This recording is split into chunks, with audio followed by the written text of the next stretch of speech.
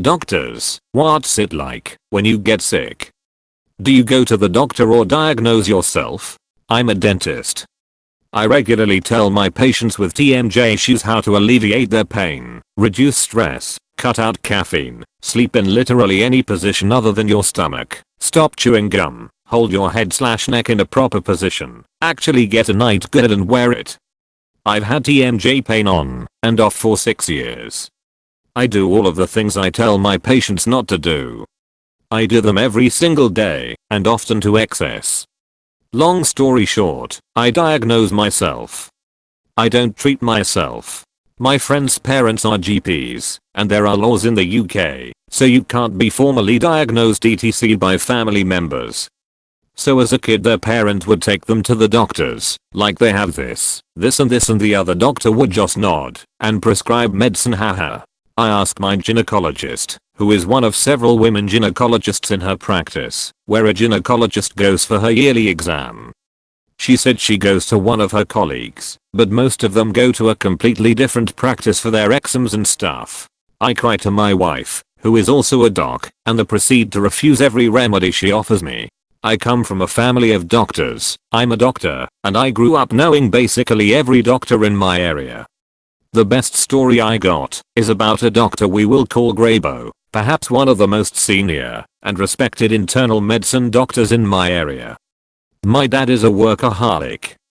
He loves medicine more than anything, and if he could do anything, it would likely be spending more time in the hospital. Me. Not so much. Dad and Dr. Graybo were very similar in how much they love their work. Dad and Graybo over the years became good friends and had a sort of direct and cynical humor they shared with each other. At one point, my dad cracked a joke at Graybo because he again showed up to work, even though he was a bit sick. Dad asked, "And GT, hey Gray, when do you think you are going to retire? You are getting pretty old, and we don't want to have to pick you up off the floor here at some point." Graybo replied, "And GT, I'll never retire." Wait. Yeah, I will. **WHENI Graybo never retired. A few years later, he was driving back home from an outing with his middle-aged son and he started having a heart attack. While I assume he was experiencing the severe and horrible pain of a heart attack, he just looked over at his son and said, "And GT, I'm sorry, I'm having a heart attack." He passed away after pulling over. The man apologized to his son for having a heart attack that he was completely aware of. I can't say I would have handled that like he did. My friend who's a doctor for a hospital always diagnoses herself and will call out due to the fact she doesn't want to get others sick. Her colleagues are almost always the same and completely understand the reasoning. My pediatrician once told me an amusing story about when her daughter got sick. She brought her daughter into urgent care among her co-workers and was freaking out, not sure what could be wrong with her daughter. Her co-workers looked at her and went, "You're a *PEDIATRICIAN*. I know, but I can't think straight. The saying doctors make the worst patients is true for a reason. Most of the doctors I work with, myself included, wouldn't hesitate to diagnose ourselves, and have on many occasions. Obviously this comes with some bias, but I like to think that I'm able to tell the difference between A, this isn't serious, I can deal, vs B, maybe it's time to get a real workup. On that note, I have a particular anecdote. My attending lead doctor while I'm in residency recently had an emergency appendectomy. He has a history of kidney stones and assumed that acute right lower quadrant pain was another one. By the time he realized maybe this is a situation B, his appendix had become gangrenous. Edit. Holy crap, this blew up overnight. Got a busy day, but I'll try and respond to a lot of the questions as the day goes on. Figured I'd clarify a couple things that were touched on in other posts. 1. My attending is just fine. Got his appendix removed and was back at work the next week too. The whole self-diagnosis thing only goes so far. Really depends on the severity of your issue and how much workup is required. For instance, if it's a suspected muscle strain or something, I'll easily diagnose myself and do appropriate stretches. If I'm a little unsure, maybe ask a colleague for an informal second opinion.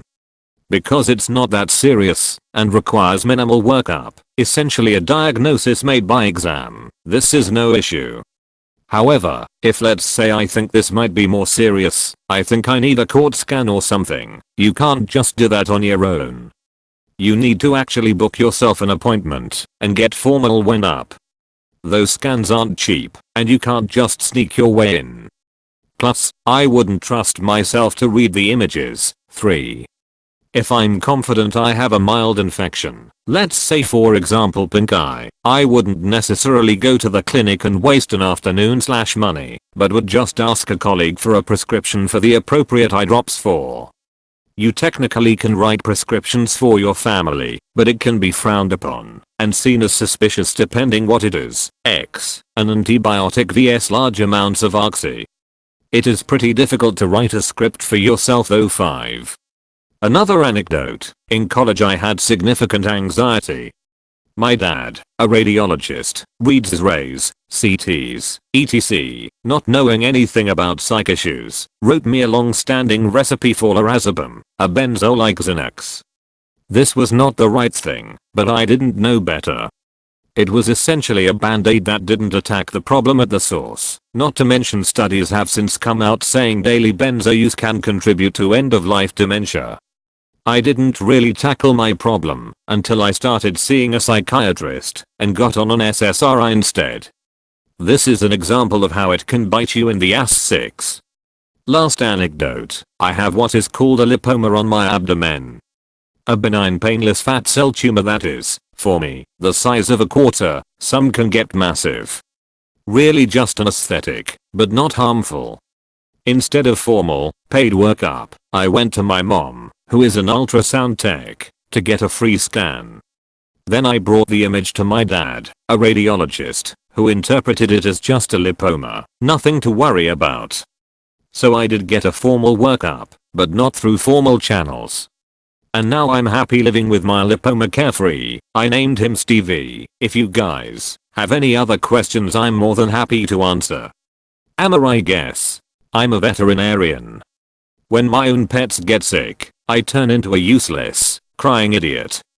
Luckily I have good colleagues to turn to. This may vary according to your country, but if I get sick I can diagnose myself in the sense that I can say yep, this is probably X, I should do this and that test, or take this or that drugs, but I cannot self-prescribe anything. I need another doctor to prescribe it for me. No pharmacy can accept a prescription with the same name for the doctor and the patient, and no clinic can accept a request for an exam. The only exception is for use in an emergency. In that case I can self-prescribe. I don't really go to the doctor except for annual checkups/labs.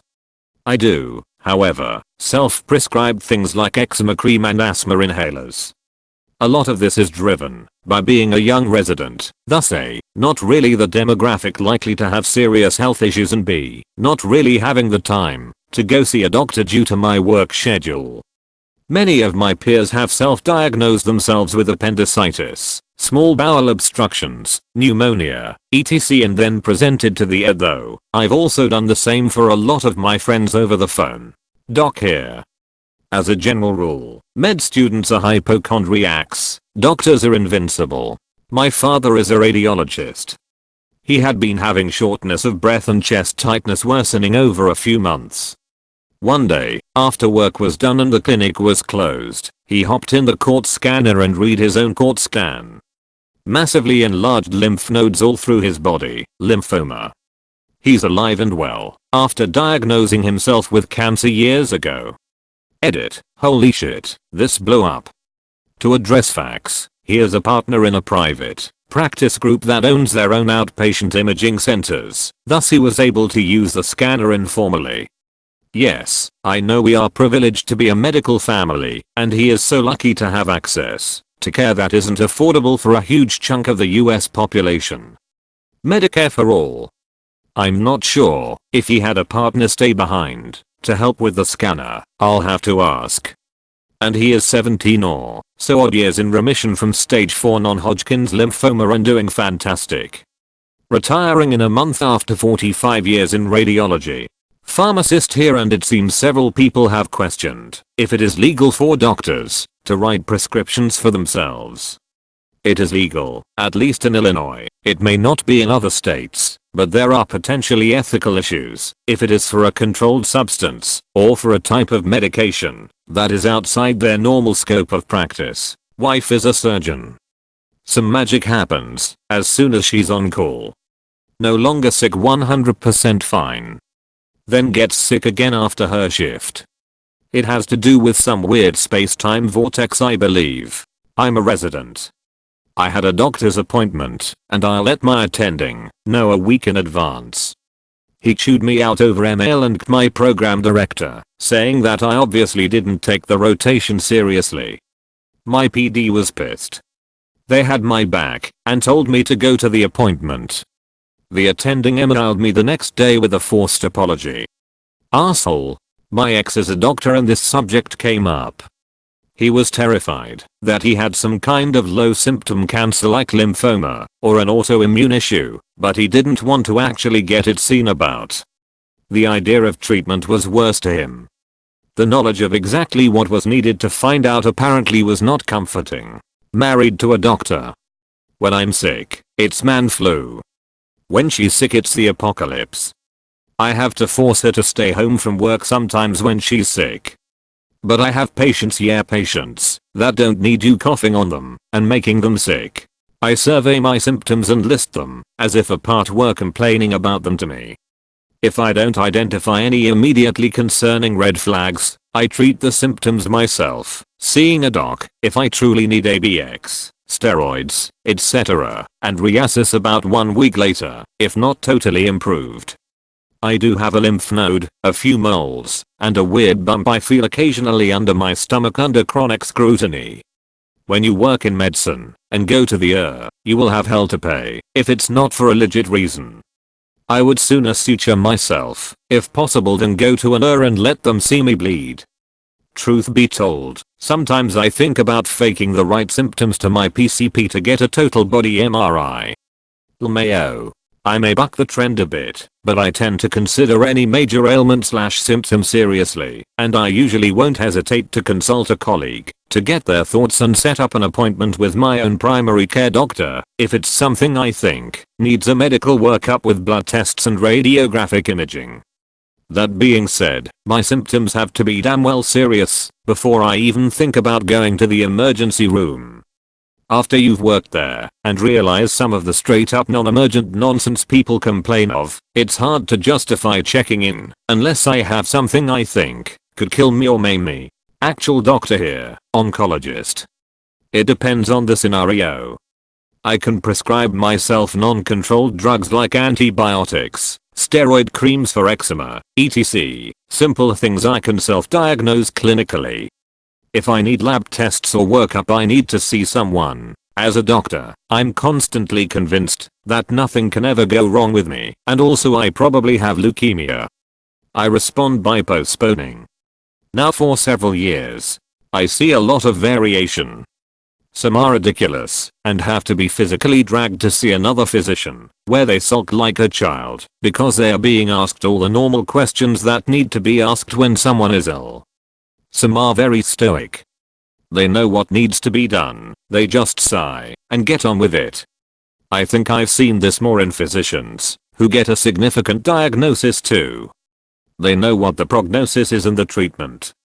I've only seen a small number freak out, generally refusing to get something checked because they are convinced it's something malignant. I don't think I've ever come across any hypochondriac clinicians